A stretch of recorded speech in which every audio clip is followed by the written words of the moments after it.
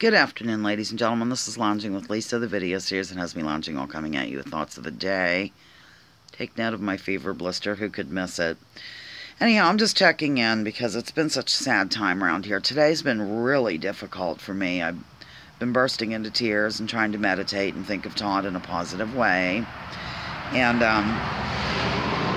you know, the house is out of order, so to speak. I mean, we have the bed that Todd and I used to lounge on in the afternoon, on which Todd and I used to lounge, is in the sunroom right now on its side because we're remodeling that room, and Louise is sleeping on it. You know, Louise, God love her, the other day, the night that Todd died, you know what I mean, she went outside with Joel for a little bit. Louise isn't much for the outdoors. You know, our next cat, I want one that is horrified to go outside. I'm not kidding.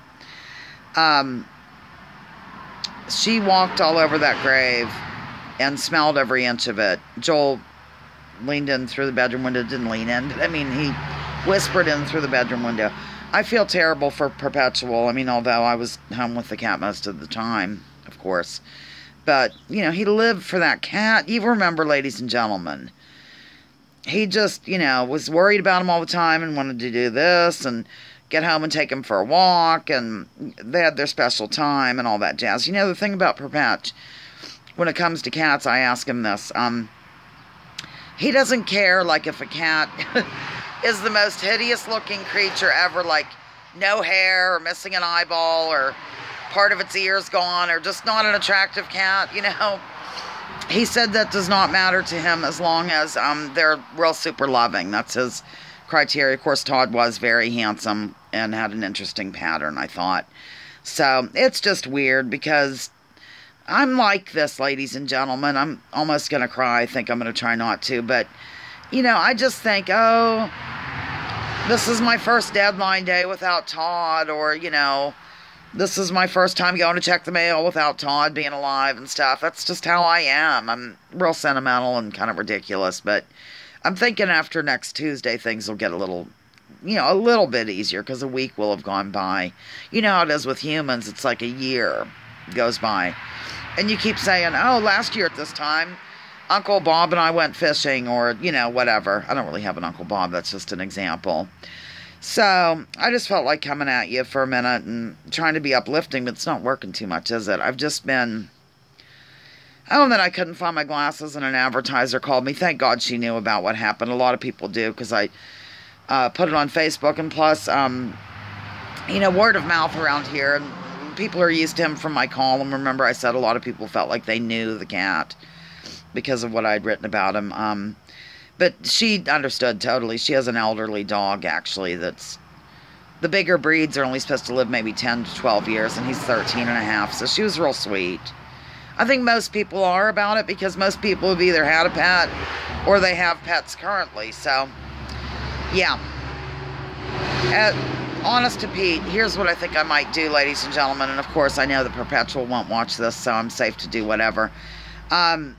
During the holidays when we've had time to, you know, adjust and everything, if the Humane Society has something, or I'm going to put word out at my veterinarian because I don't want to jump ahead.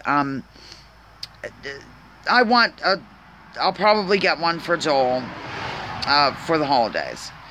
But the criteria has got to be it's an inside cat, period. And if it is a younger cat, by chance or something, and it's going to have to be a girl. Because you know, as much as I adored and loved Todd and everything, the reason why I specifically got Louise right at the same time that Todd was wandering up to Joel at bear camp was because she was a girl. And even the fixed males, all of our animals are neutered, of course.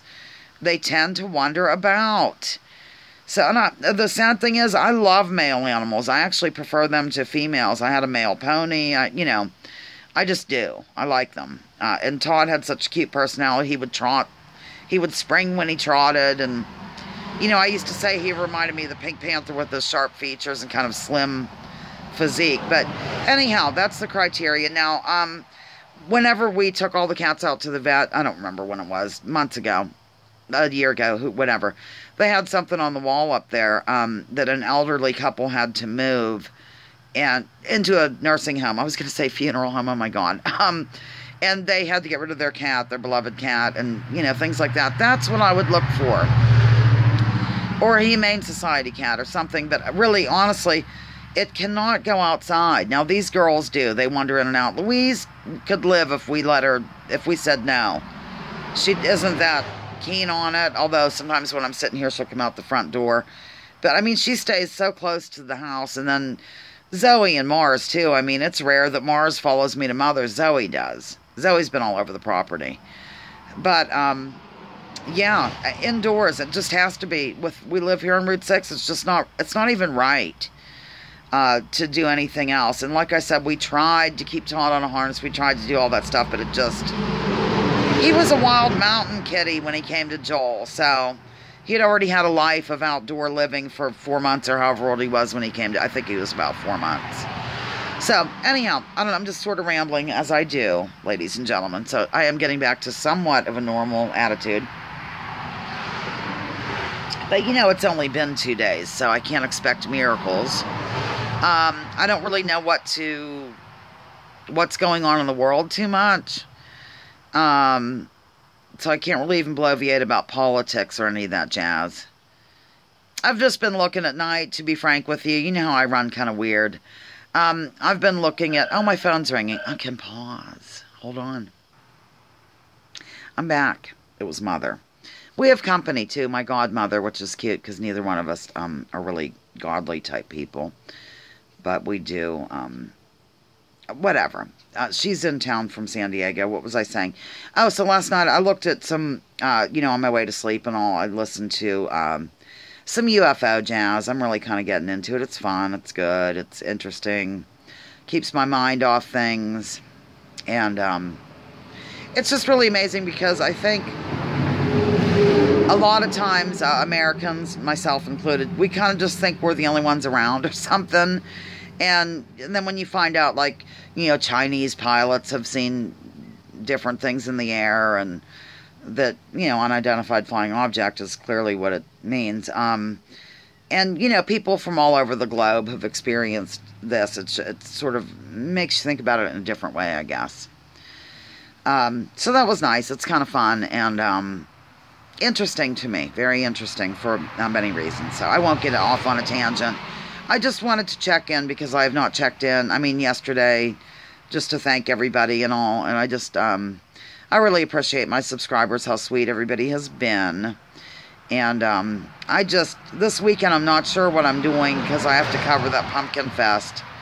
And then I'd like to do a live show, either one of the 2 days. And, you know, I think that's going to be hard because, you know, Todd was in the last one. I went over and showed you him on video.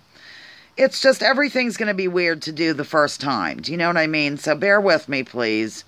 And thank you for your kindness and your sweet words and all that jazz. It's just, you know, I just really honestly thought Zoe, she's 17. I thought you get prepared kind of that your older animals are going to be the first to go.